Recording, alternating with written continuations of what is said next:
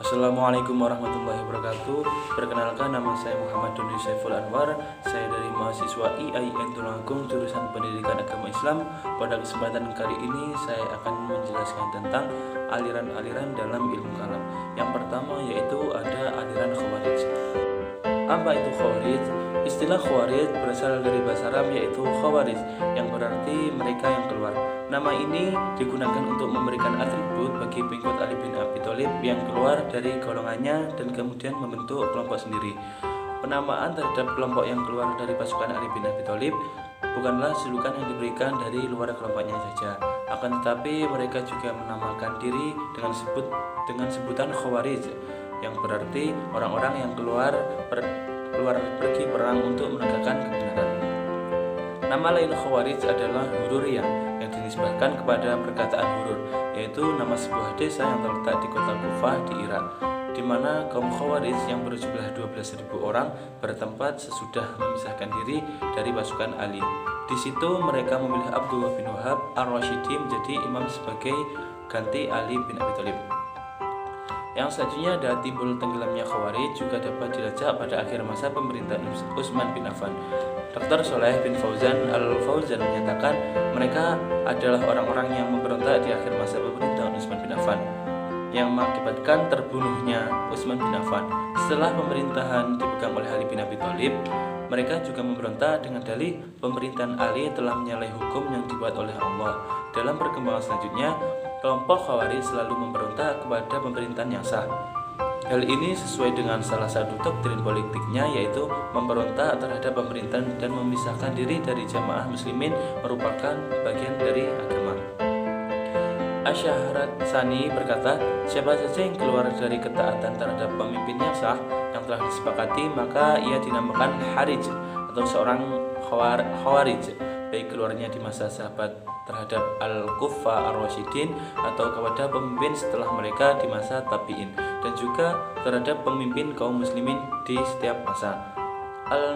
Al-Imam An-Nawawi berkata, dinamakan Khawarij dikarenakan keluarnya mereka dari jamaah kaum muslimin. Dikatakan pula karena keluarnya mereka dari jalan atau manhaj jamaah kaum muslimin, dan dikatakan pula karena sabda Rasulullah SAW akan keluar dari diri orang ini. Hadis riwayat Muslim. Selanjutnya ada sekte Khawarij dan doktrin ajarannya. Yang pertama yaitu ada Al-Muhakkimah. Sekte ini merupakan golongan Khawarij asli yang terdiri dari pengikut Ali yang kemudian membangkang. Nama Al-Muhakkimah berasal dari semboyan mereka, la hukma illa lillah, atau menetapkan hukum itu hanyalah Allah, yang merujuk kepada Quran surat Al-An'am ayat 57 yang berarti, katakanlah sesungguhnya aku berada di atas hujah yang nyata atau Al-Quran dari Tuhanku, sedangkan kamu mendustakannya. Tidak ada padaku apa atau azab yang kamu minta supaya disegerakan kedatangannya. Menetapkan hukum itu hanyalah Allah.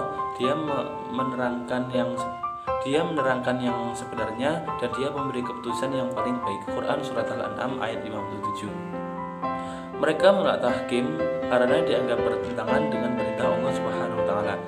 Dalam Quran surat Al-Hujurat ayat 9 yang berarti, dan kalau ada dua golongan dari mereka yang beriman itu berperang, hendaklah kamu damaikan antara keduanya.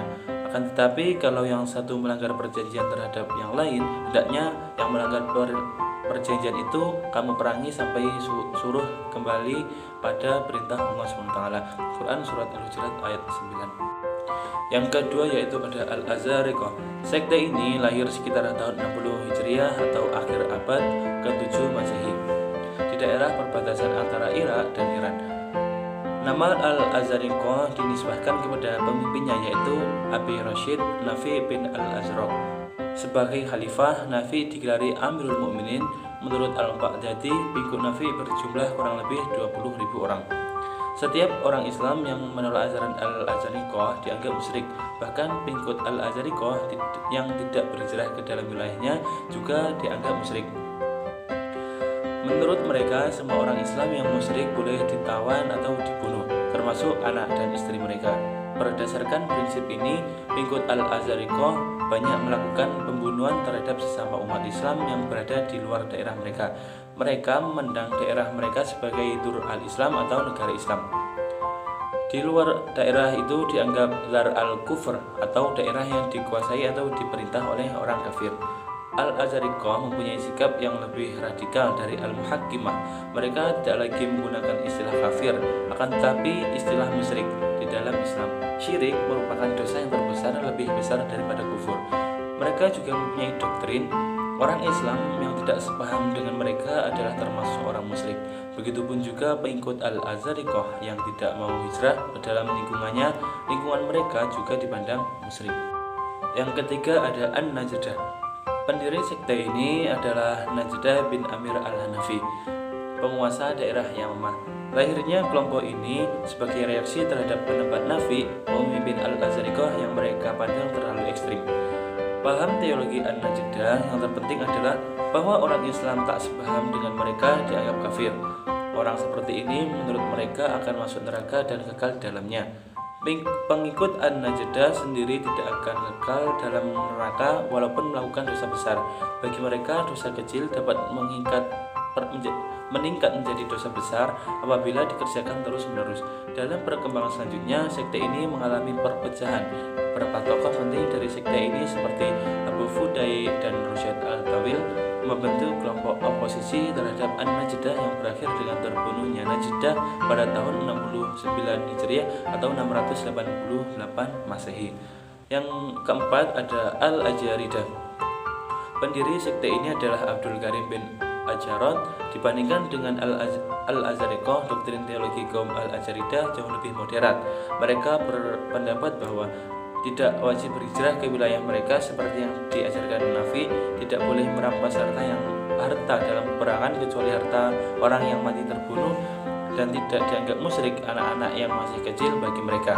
Al-Quran sebagai kitab suci tidak layak memuat cerita-cerita percintaan seperti yang terkandung dalam surat Yusuf. Oleh karena itu surat Yusuf dipandang bukan sebagian dari Al-Quran. Yang kelima yaitu ada As-Sufriyah. Nama As-Sufriyah dinisbahkan kepada Zaid bin Asfar. Sekte ini membawa paham yang mirip dengan paham Al-Azariqah, hanya saja sekte ini lebih lunak. Doktrin teologinya yang penting adalah istilah kafir atau kafir. Istilah kafir itu mengandung dua arti, yaitu kufur an-nikmah atau mengingkari nikmat Tuhan, dan kufur billah yaitu mengingkari Tuhan. Untuk arti pertama, kafir tidak berarti keluar dari Islam. Yang terakhir yaitu ada al-ibadiyah. Sekte ini dimunculkan oleh Abdullah bin Ibad al-Muri at-Tamimi pada tahun 686 Masehi. Doktrin teologinya yang terpenting antara lain bahwa orang Islam yang berdosa besar tidak dikatakan mukmin, melainkan muwahhid atau orang yang dimaksud adalah kafir nikmat, yaitu tidak membuat berlakunya keluar dari agama Islam. Selanjutnya yang dipandang sebagai daerah Dar at-Tauhid atau daerah yang dikuasai orang-orang Islam tidak boleh diperangi. Harta yang boleh dirampas dalam perang hanya kuda dan alat perang. Sekte Al-Ibadiyah dianggap sebagai golongan yang paling modern dalam aliran Khawarij. Terima kasih. Itu tadi adalah penjelasan tentang aliran-aliran dalam ilmu kalam, yaitu aliran Khawarij. Kurang lebihnya saya mohon maaf yang sebesar-besarnya. Wallahul muwaffiq ila aqwamit thoriq. Wassalamualaikum warahmatullahi wabarakatuh.